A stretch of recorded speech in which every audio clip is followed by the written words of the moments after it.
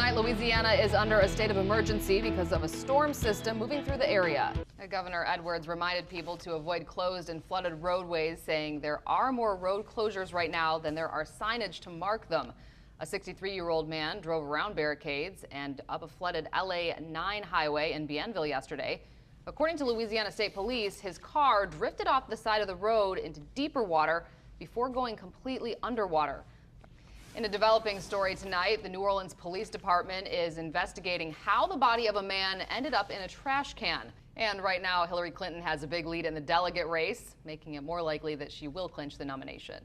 People usually look to the sky to see a drone. But in one country overseas, they're testing drones on the ground. Find out how they plan to keep humans from interfering with the work this little robot plans to do. Self-driving robots are being seen in the United Kingdom, but they travel on the ground. As Charlie Daggett reports, these ground drones were created by the co-founders of Skype. A human operator can use a speaker to warn them that they're being filmed, and authorities are on the way. The robots could be tested in the United States next month. Wow, Meg, thank you so much for that. Such a scary situation. And that's one thing that you really do notice in the video is the water just moving so fast. Right. The memories this is bringing back to so many people. Well, and it just doesn't stop. Parts of Tangipahoa Parish were also hit hard from rain overnight. In Tikva, hundreds of homes are damaged. It's no better in Washington Parish, where the Bogachita River is overflowing into several communities there. Tonight, Paul Murphy takes a look at the damage in Franklinton. Well, as Paul said there, the Washington Parish Sheriff's Office is warning drivers to be careful. Some area roads are flooded and several cars have already gone underwater. The Coast Guard is also assisting with rooftop rescues in Washington Parish. This eyewitness video was taken by Cody Carney, and it shows a helicopter pulling a man and his dog to safety. Sheriff Daniel Edwards says hundreds of homes have already been damaged, and officials worry more homes could be at risk as the rain falls and the rivers rise. Antoine Harris spent the day in Tikva and has more on the concerns for flooding there. Here is a live look at the water now seeping out of the Pearl River as it crests to a near historic level. Good evening, I'm Natalie Shepard. Karen is on assignment and will join us in just a few moments. All eyes are on the Pearl River tonight as water levels continue to rise, putting thousands once again in harm's way. Tonight, Eyewitness News is assessing the flood situation on the North Shore, bringing you any late-breaking developments and the latest on the recovery efforts.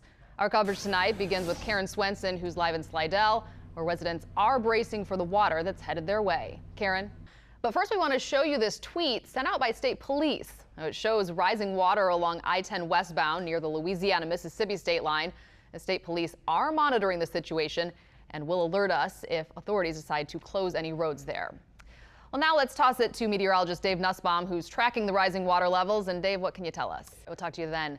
Well, a massive cleanup operation is underway in parts of Washington Parish. The parish was among the worst hit by heavy rains last week, including the town of Franklinton. And that's where we find Paul Murphy tonight. He joins us live with a look at the damage. Paul?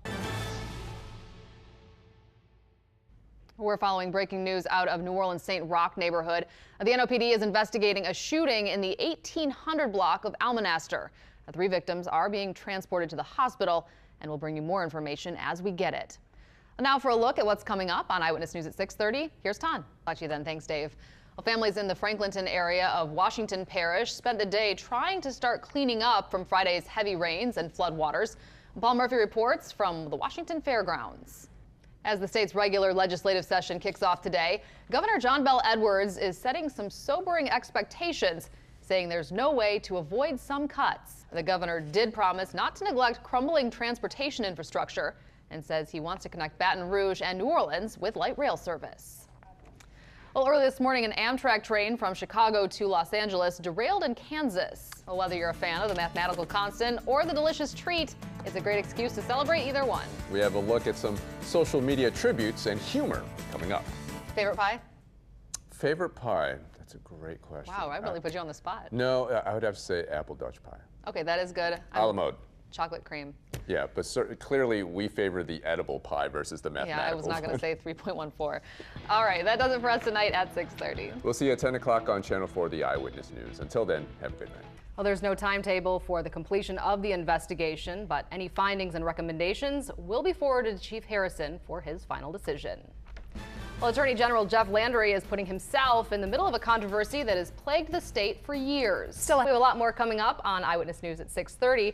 The polls are closing in Ohio and North Carolina in the presidential primaries, and we'll have the latest returns and much more coming up at 6:30 on WUPL, which is Cox Channel 2, Charter Channel 16.